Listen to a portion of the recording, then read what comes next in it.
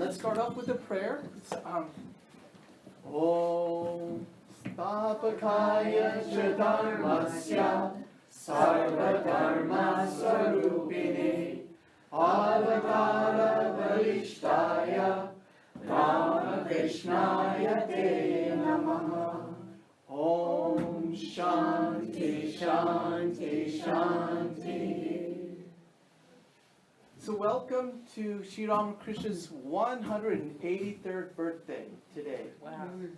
So today we're a little bit excited. The first what you're going to see is some of you may ask, what is a typical day for Sri Ramakrishna?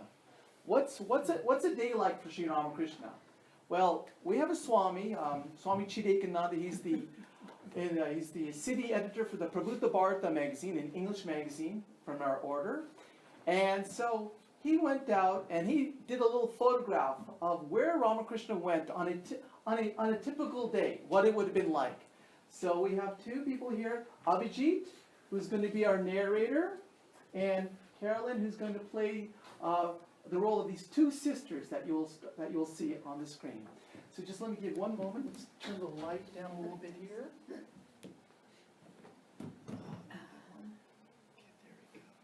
All right.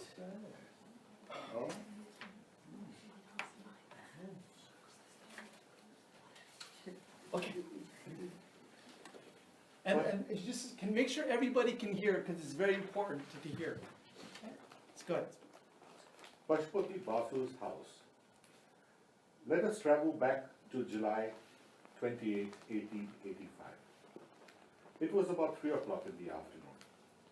Sri Ramakrishna was sitting in Balaram's drawing room with the devotees. Narayan and certain other devotees had remarked to the master that Nanda Bose, an aristocrat of Bagbazar, had many pictures of gods and goddesses in his house. Can everybody hear? Swami, can you hear? I don't Can you think turn up that the volume a little microphone bit? is perfect. Leela can barely hear. Just turn it up so everybody can hear. Or speak closer to the mic. That's okay. I think. Just say something now. Just. Hello. Okay. Hi. That's better. Hello. Is better? Yes.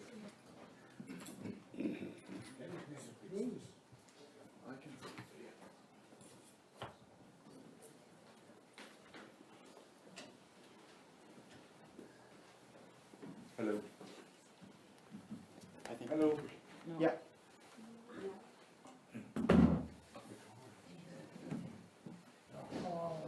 Okay. You want me to start again?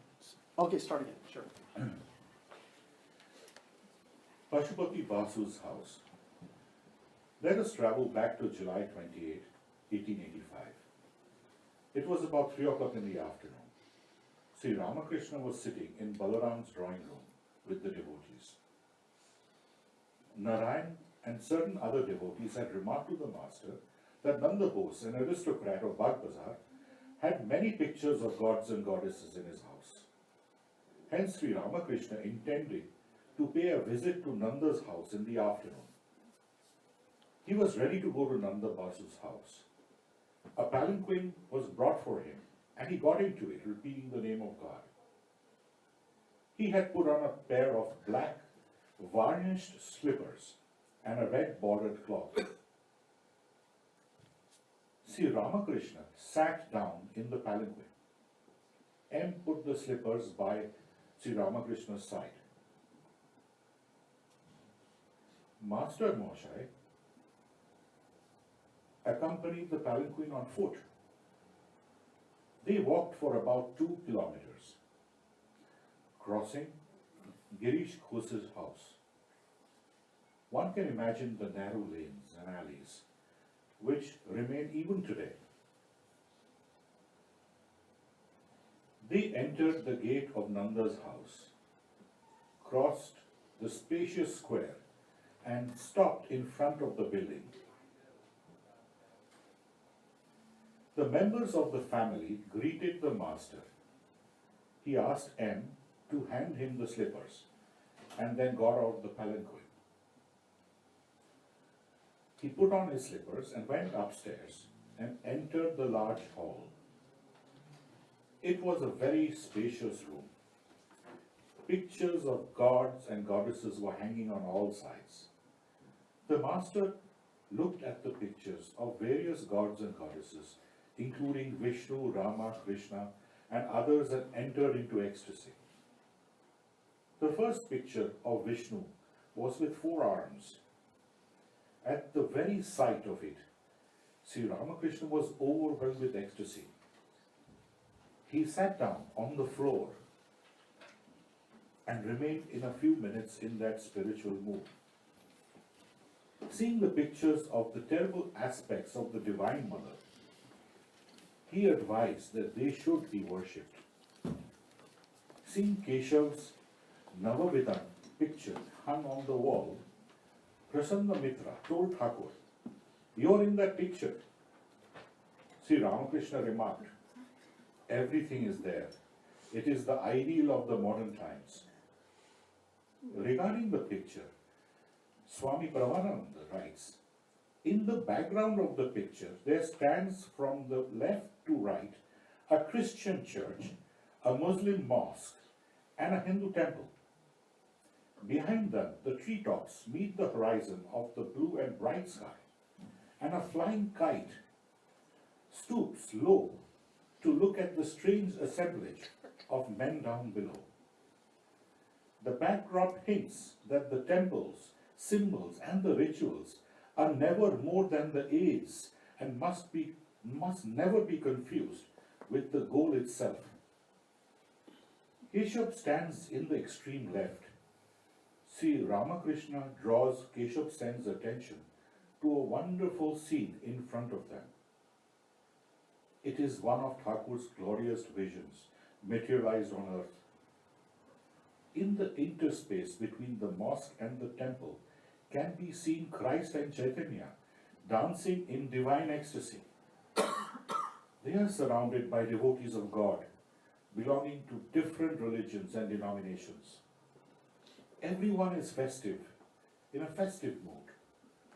After seeing the picture, Sri Ramakrishna went to the master of the house and said, "I am very happy today. It is grand." As he spoke, Sri Ramakrishna manifested great spiritual fervor. He was in an ecstatic state.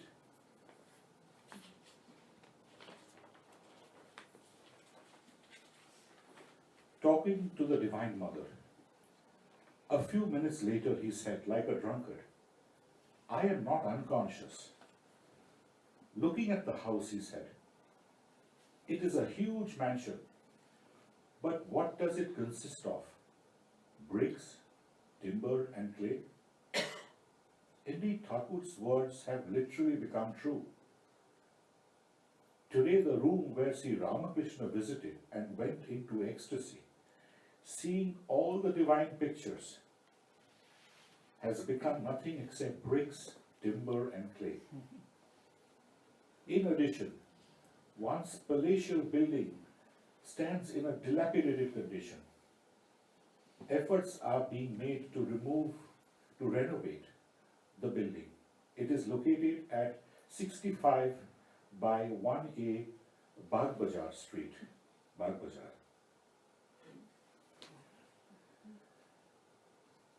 Next, the master arrived at the house of the Brahmin lady, who was grief-stricken on account of her daughter's death.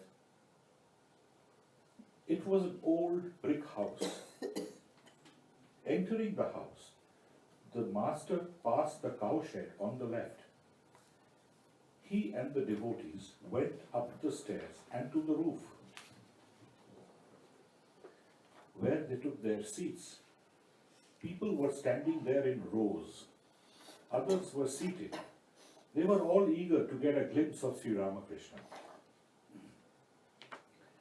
The Brahmani had a sister, both of whom were widows. The Brahmani had been busy all day making arrangements to receive Sri Ramakrishna. While the master was at Nanda Bose's house, she had become extremely restless, going out of the house every few minutes to see if he was coming. He had promised to come to her place from Nanda's because of his delay, she had thought perhaps he would not come at all. Sri Ramakrishna was seated on a carpet. The Brahmani's sister came to the master and saluted him. She said, Sister has just gone to Nanda Bodhi's house to inquire the reason for your delay in coming here. She will return presently. a sound was heard downstairs, and she exclaimed. There she comes. She went down, but it was not the Brahmani. M. to Devendra. What a grand sight. All these people, young and old, men and women, standing in lines eager to have a glimpse of him and hear his words. Devendra to the master. M says that this place is better than Nanda's. The devotion of these people is amazing. Sri Ramakrishna laughed. The Brahmani sister exclaimed. Here comes sister. The Brahmani came and saluted the master. She was beside herself with joy. She did not know what to say. In a half-choked voice, she said, This joy is too much for me. Perhaps I shall die of it. Tell me, friends, how shall I be able to live? Oh, now I have no trace of my grief at my daughter's death. I was afraid you would not come. Then I thought that, if that happened, I should throw into the Ganga, all the things I have prepared. All the things I have arranged for his reception and entertainment. I should not speak to him any more. If he visited a place, I should go there, look at him from a distance, and then come away. Let me go and tell everybody how happy I am. Let me go and tell Yogin of my good luck. A laborer won 100,000 rupees in a lottery. The moment he heard the news, he died of joy. Yes, he really and truly died. I am afraid the same thing is going to happen to me. Please bless me, friends, or else I shall certainly die. She was talking like this when her sister came up and said, Come down, sister. How can I manage things if you stay here, up there? Can I do it all by myself? But the Brahmani was overwhelmed with joy. She could not take her eyes from the master and the devotees. After a while, she very respectfully took Sri Ramakrishna to another room and offered him sweets and other refreshments. The devotees were entertained on the roof. It was about 8 o'clock in the evening. Sri Ramakrishna was ready to leave. A man showed the way with a light. At places it was dark. The devotees gathered around Sri Ramakrishna. M saluted the master, who was about to go to the house of Yogindra, who later became one of Holy Mother's intimate companions. One final note on Yogindra. In this Kolkata residence, she herself experienced many high spiritual states. She said, Once I was in such a high spiritual attitude that wherever I turned my eyes, I would see my chosen deity. This state lasted for 3 days. after Swamiji returned to India, when he learned from Yogindra had experienced Samadhi in her Calcutta residence, he said to her, Yogindra, you will pass away in Samadhi. Once a person experiences Samadhi, the memory of it is revived at the time of death. And this is indeed what happened during her end in Bagh Bazar.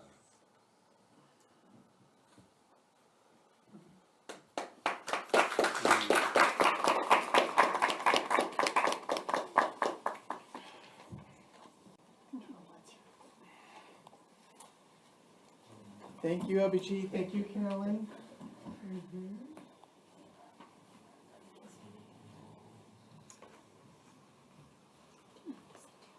So you get a feeling of maybe what it would have been like if you'd been there and Sri Ramakrishna was walking by your neighborhood. Everybody was there, ecstatic in joy, and if he happened to come to your house, waiting for him was like every second was like an eternity. And the joy was when he came to in his presence, how much joy was there just to be in his presence. His presence itself made every hair on your head and on your body stand up on end. That's the type of joy that it was like to be in the presence of Sri Ramakrishna. So today, I would like to introduce, I should say, it's been a few years, Swami.